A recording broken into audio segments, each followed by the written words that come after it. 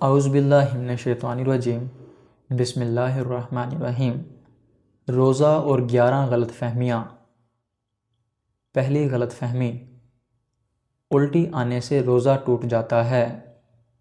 درست مسئلہ، از خود کتنی ہی الٹی یا کہہ آئے روزہ نہیں ٹوٹتا، البتہ خود قصداً یعنی جان بوجھ کر مثلاً انگلی وغیرہ منہ میں ڈال کر کہہ کرنا، اور اگر وہ کہہ منہ میں بھر آئے تو روزہ ٹوٹ جاتا ہے۔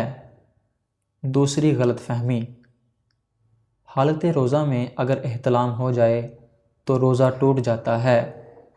درست مسئلہ، حالت روزہ میں اگر احتلام ہو جائے تو اس سے روزہ نہیں ٹوٹتا۔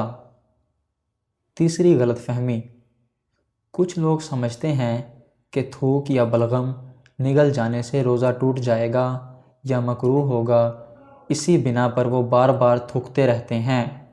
درست مسئلہ، تھوک اور بلغم جب تک منہ میں ہے ان کو نگلنے سے روزہ نہیں ٹوٹے گا۔ ہاں، منہ سے باہر مثلاً ہتھیلی پر تھوک کر پھر منہ میں دوبارہ ڈالا جائے تو روزہ ٹوٹ جائے گا، اور ایسا عام طور پر کوئی نہیں کرتا۔ چوتھی غلط فہمی، کچھ لوگ روزہ میں تیل، خوشبو لگانے اور منہ زیر ناف صاف کرنے کو درست نہیں سمجھتے۔ درست مسئلہ، یہ کام روزے کی حالت میں جائز ہیں۔ سرما لگانے سے بھی روزہ نہیں ٹوٹے گا، البتہ کاجل کا حکم سرما والا نہیں، کاجل سے پرہیز کیا جائے۔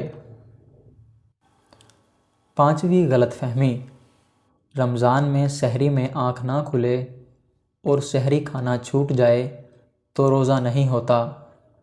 درست مسئلہ، سحری روزے کے لیے شرط نہیں، رات میں نیت کر لی جائے یا پھر زوال کا وقت شروع ہونے سے پہلے نیت کر لی تب بھی ٹھیک ہے، لیکن سحری کا وقت ختم ہونے کے بعد نیت کی جائے تو 3 چیزیں خاص طور پر مد نظر رکھی جائیں۔ اول یہ کہ روزہ بند ہونے کے بعد سے نیت کرنے تک قصداً کوئی منافی روزہ کام مثلاً کھانا پینا وغیرہ نہ کیا ہو۔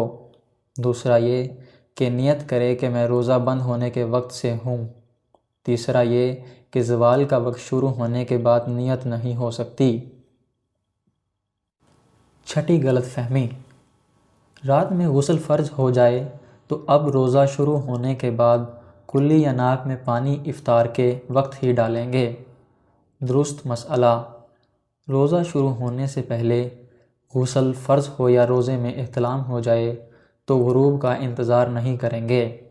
روزے کی حالت میں نہانا ہو تب بھی غسل کے تمام فرائض ادا کیے جائیں گے۔ غسل میں کلی کرنا، ناک میں نرم حصے تک پانی پہنچانا فرض ہے، اس کے بغیر نہ غسل اترے گا نہ نماز ہوگی۔ یاد رہے کہ روزہ ہو تو غرغرہ نہیں کر سکتے، اور عام دنوں میں بھی غرغرہ روزے کی حالت میں ناک میں پانی سانس کے ذریعے اوپر کھینچنے کی اجازت نہیں ہے۔ ساتویں غلط فہمی، حالت روزہ میں مسواک نہیں کی جا سکتی۔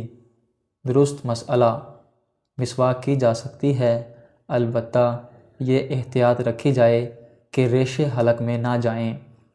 آٹھویں غلط فہمی، جب تک اذان ہوتی رہے سحری میں کھانا پینا جاری رکھا جا سکتا ہے۔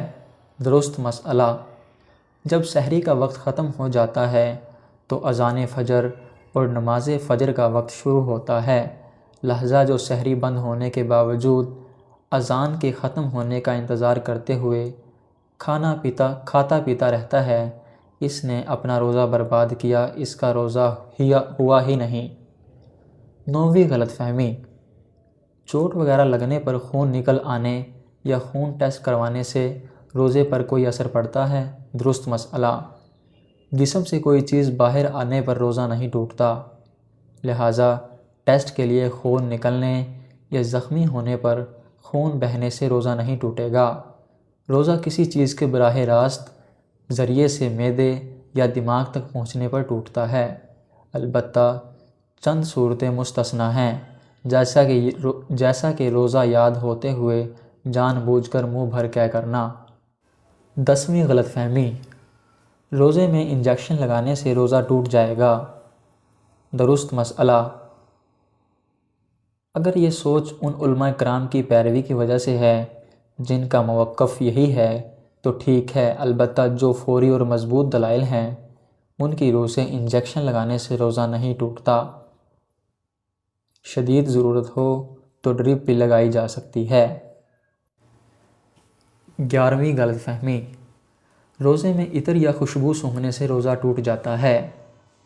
درست مسئلہ، مائع خوشبو یعنی لیکوڈ حالت میں یا ٹھوس خوشبو سونگھنے سے روزہ نہیں ٹوٹتا، البتہ اگر کسی نے اگربتی کا دھواں مثلاً منہ یا ناک کے ذریعے اندر کھینچا ہو جو کہ لامحالہ حلق میں جائے گا، اور یوں کسی بھی خوشبودار یا غیر خوشبودار دھوئیں کی دھونی اس طرح لی کہ مثلاً اس کے دھوئیں کو ناک یا منہ سے حلق میں داخل کیا تو روزہ ٹوٹ جائے گا۔